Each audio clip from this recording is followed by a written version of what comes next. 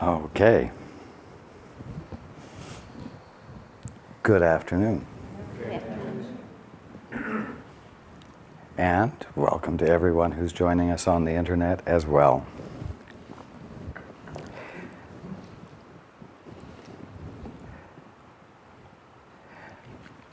Again, for those who are in the second edition, we are starting on page 62, section 4, This Need Not Be. And for those who are in the first edition, it's found on page 57 at the top of the page. Again, I will be reading from the transcript as in the finished form that Bill Thetford prepared it.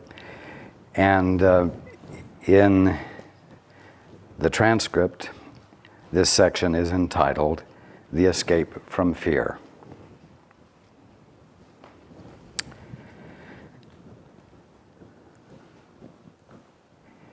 If you cannot hear the voice of God, it is because you do not choose to listen.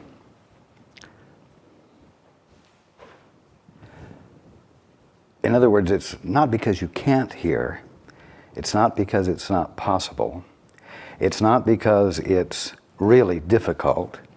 It's not because it takes some psychic talent. It's simply because you do not choose to listen. And what that really means is that there is something else you do choose to listen to, and what you choose to listen to are your best judgments, your lousy judgments, your opinions, your ungrounded thoughts. Sometimes you think that your problems are because you're listening to other people, but what that really means is that you're having a problem because you are listening to your best definition about other people, and when their behavior doesn't coincide with your definition of them, you feel distressed. Continuing, the fact that you do listen to the voice of your ego is demonstrated by your attitudes, your feelings, and your behavior. Your attitudes are obviously conflicted. Your feelings have a narrow range on the negative side, but are never purely joyous, and your behavior is either strained or unpredictable. Yet, this is what you want. Oh, you say, no, it's not. But I'll tell you something, and I've said it before, you're always doing only what you want. If you're doing something you don't want to do, it's because you're doing something you don't want to do. And there's a payoff for you somewhere in the end of the process. What's the payoff look Whoops. like when you wake up? We're going to save the questions until the end.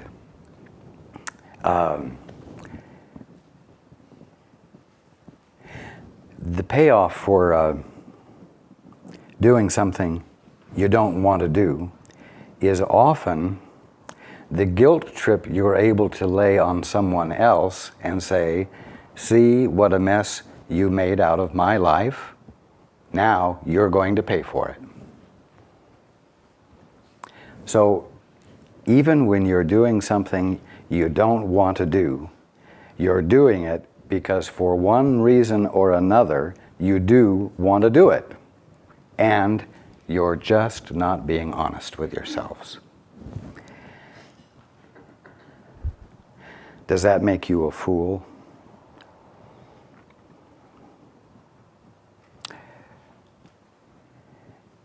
It may be a foolish thing to do But fools do things that they don't intend to do.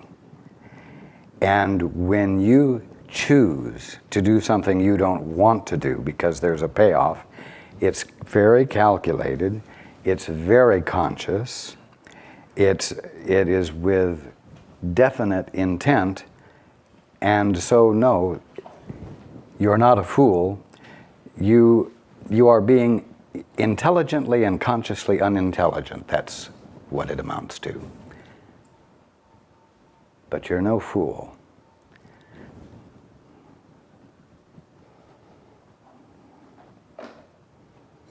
Continuing. This is what you are fighting to keep and what you are vigilant to save. Your minds are filled with schemes to save the face of your egos, and you do not seek the face of God. That's not a judgment. It's a simple observation.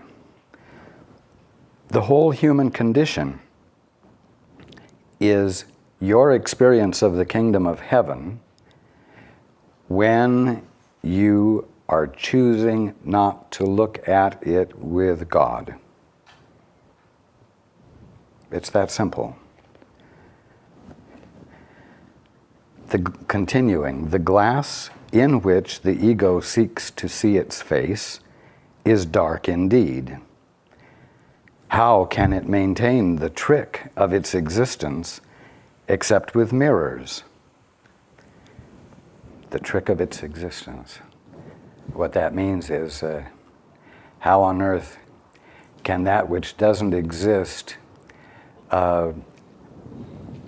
seem to present an existence and get you to believe it without trickery? How can it maintain the trick of its existence except without mirrors? Continuing. But where you look to find yourself is up to you. In other words, the power is in your hands. The power, to be clear, is in your mind. And if you realize that you are very consciously using your mind to deceive yourself, then it becomes obvious to you that you can consciously use your mind in a manner which promotes divine clarity, your birthright.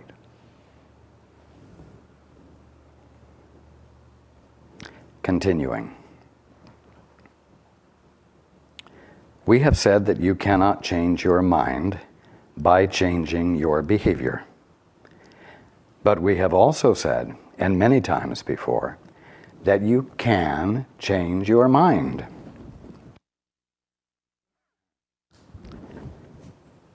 Again, you notice the simplicity here. You can get into whole thought systems about changing your behavior in order to facilitate changing your mind, and it can have a lot of structure to it and a lot of complications to it. But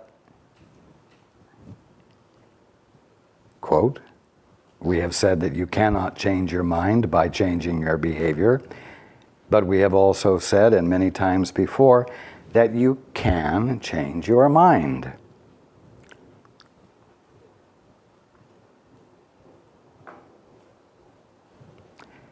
When your mood tells you that you have chosen wrongly, and this is so whenever you're not joyous, then know this need not be. This need not be. This need not be. Tain't so. That's what tain't so means. This need not be. Continuing. In every case, you have thought wrongly about some soul that God created, and I'm going to insert, that doesn't apply just to someone else, but to yourself as well. In every case, you have thought wrongly about some soul that God created, and are perceiving images your ego makes in a darkened glass. In other words, a definition. Continuing, think honestly what you have thought that God would not have thought, and what you have not thought that God would have you think. Search sincerely for what you have done and left undone accordingly, and then change your minds to think with God's. Oh, isn't this getting monotonous? You might have thought when you started the course that you were going to learn something complex, and indeed some of you have treated it quite complexly.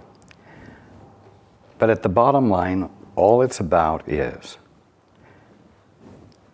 the willingness to abandon the commitment you have to the definitions and understandings that you have given to everything, and to be willing to become curious, to know what those things might be beyond your definitions, what they might be in the mind of God, what they are as God is being them. Turning toward the altar, abandoning your very independent, selfish stance and perception of infinity, of all that is, of the kingdom of heaven. And so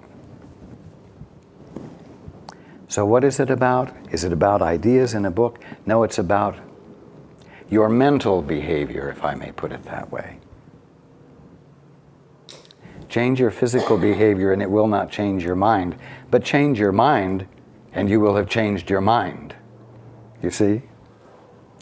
Change the way you use your mind and your perception will improve, coming into closer and closer alignment with what a thing is that you have been perceiving, until you're having the direct experience of what it really is, and perception itself fades out of your conscious experience. And all experience is the direct experience of the presence of God, whether it looks like a rose or a glass top table or anything you're seeing.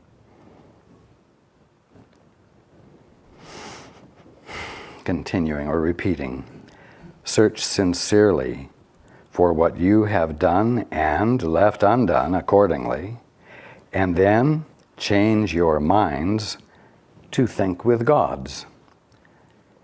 This may seem hard to you, but it is much easier than trying to think against it. Your mind is one with God's. Denying this and thinking otherwise has held your ego together, but has literally split your mind. As a loving brother, I am deeply concerned with your mind, not your definitions, not your behavior, your physical behavior. I am deeply concerned with your mind. And concerned means involved, attentive to, not worried. I'm not worried about your mind. I'm not worried about you. You are not of concern to me. But you are my brother. You are my sister. We are one. And when you're not experiencing the oneness consciously, our brotherhood and sisterhood is not occurring in its fullness. And so my attention comes to where this call for correction lies, so that I might facilitate the correction and we might experience each other uninhibitedly. So, as a loving brother, I am deeply concerned with your mind and urge you to follow my example as you look at yourselves and at each other, and see in both the glorious creations of a glorious Father. When you're sad, know that this need not be. In other words, 'tain't so. Depression always arises, ultimately, from a sense of being deprived of something you want and do not have. Know you are deprived of nothing except by your own decisions, and then decide otherwise. Here we are again talking about the behavior of your mind, the use to which you put your mind. If the Father has withheld nothing of what He is from you, and you are experiencing less than that, it is because you have decided to give preference to a different point of view, a different perception of everything than what the Father is extending to you. Which means that you are not in a state of lack of capability,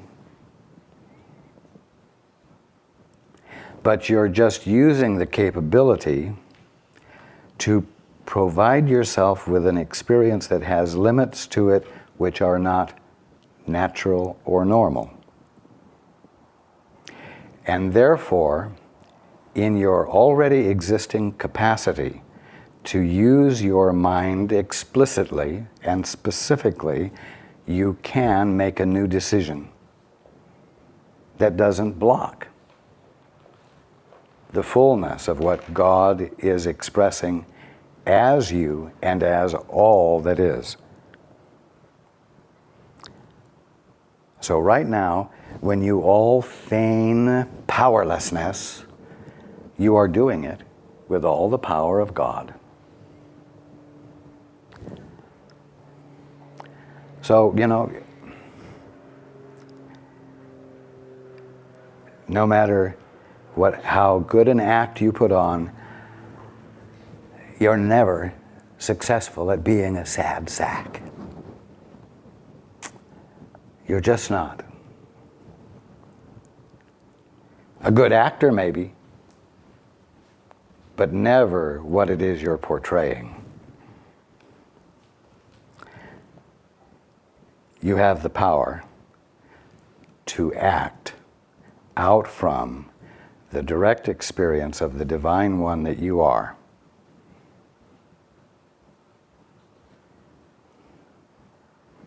And the fact is that you're using the power of the Divine One that you are to present a picture of yourself that embodies far less than what you divinely are. But remember, you're doing it with the power of the Christ that you are. And therefore you can change the way you are using your mind at any moment.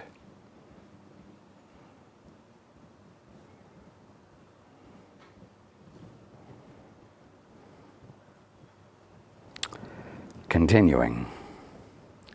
When you are anxious, know that all anxiety comes from the capriciousness of the ego and need not be. You can be as vigilant against the ego's dictates as for them. When you feel guilty, know that the ego has indeed violated the laws of God, but you have not.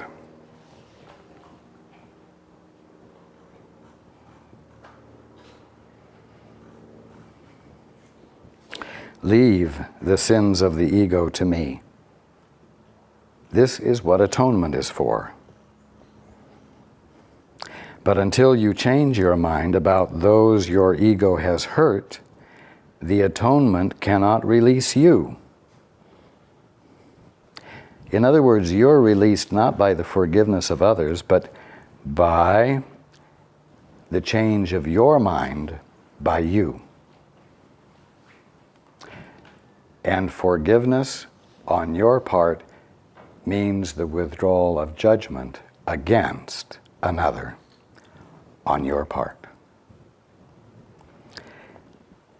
Continuing, as long as you feel guilty, your ego is in command, because only the ego can experience guilt. And again, to make this very clear, as long as you feel guilty, your ego is in command, means that as long as you feel guilty, the Christ that you are is pretending to be less than it is, consciously and on purpose, and is creating for itself an experience of dissonance that you call guilt.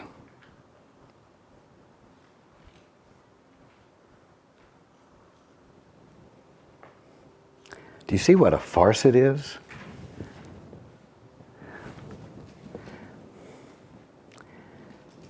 You are the direct expression of God. You are the Christ, behaving as though you aren't. And then choosing to forget that you are, so that you believe what you're pretending. And you're doing it with all of the power of the Christ that you are. Now, if that isn't a farce, I don't know what it is.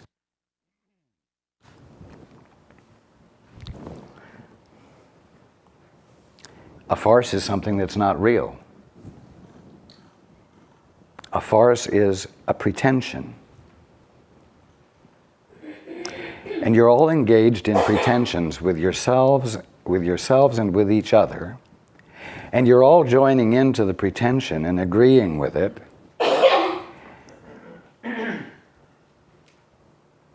And then you cry and commiserate with each other about how miserable life is.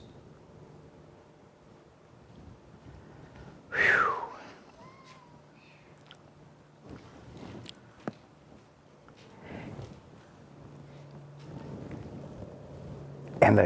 And I hope you're catching the vision that it's all nonsense. It's so nonsensical that it isn't even something you need to be punished for. How can you be punished for doing something you can't do and therefore never did? And if you can't be punished for something you cannot do and never did, then you don't need to be afraid of turning to the altar and asking God for anything. Because there's no judgment that can become forthcoming from one who is awake against something that could never be done and therefore never did happen. You see?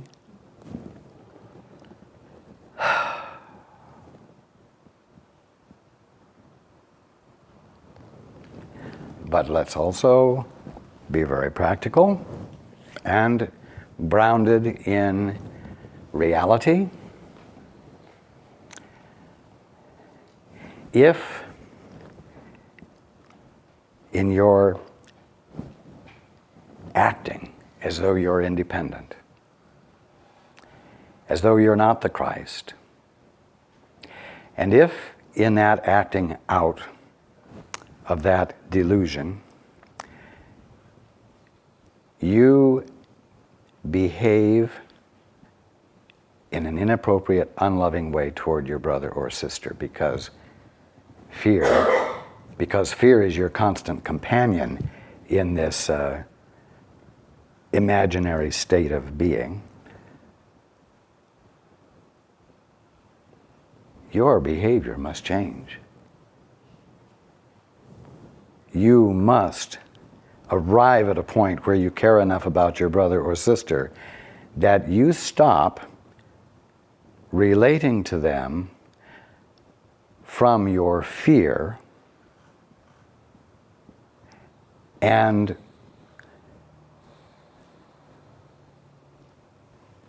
stop engaging in bad behavior toward them.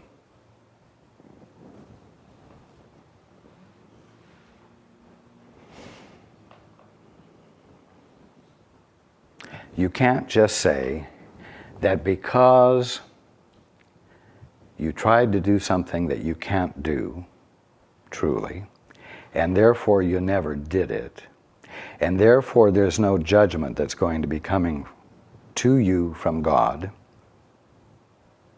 that in so many words, therefore, you cannot possibly ever have been a sinner, that therefore you don't need to change your behavior toward your brother or sister because none of it's really happening anyway.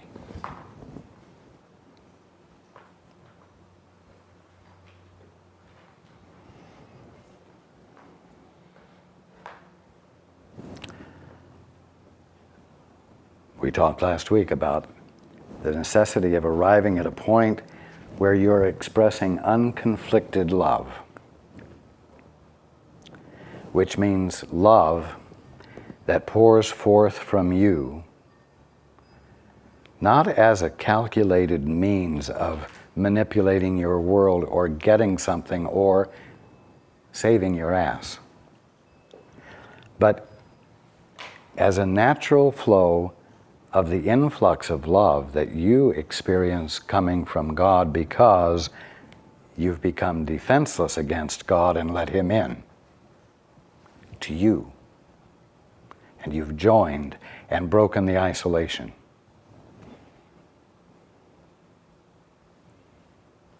Bad behavior toward each other must stop. It must change to behavior that arises out of unconflicted love.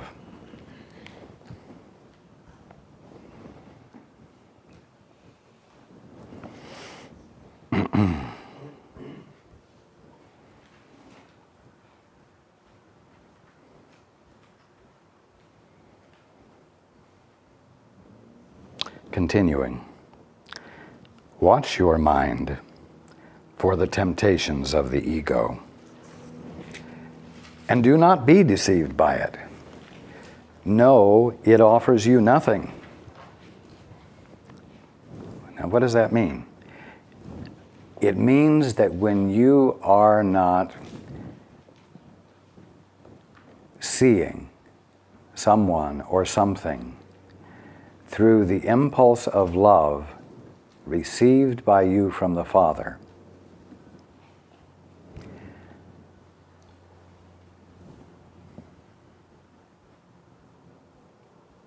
whatever you are seeing is a distorted perception, a biased perception, an untrue perception of something that is divinely real. And therefore, it becomes essential for you to realize that whatever your perception is in that unjoined state, that isolated from God state, offers you nothing. You need to know that. There simply is no value to be received from it, no matter how comfortable you become with it. It offers you nothing, and when you realize that it offers you nothing, you'll stop doing it because you never do anything that you know is useless. Continuing, when you have given up this voluntary dispiriting, in other words, this enervating of your energy, of your spirit, when you have given up this voluntary dispiriting, you will see how your mind can focus and rise above fatigue and heal.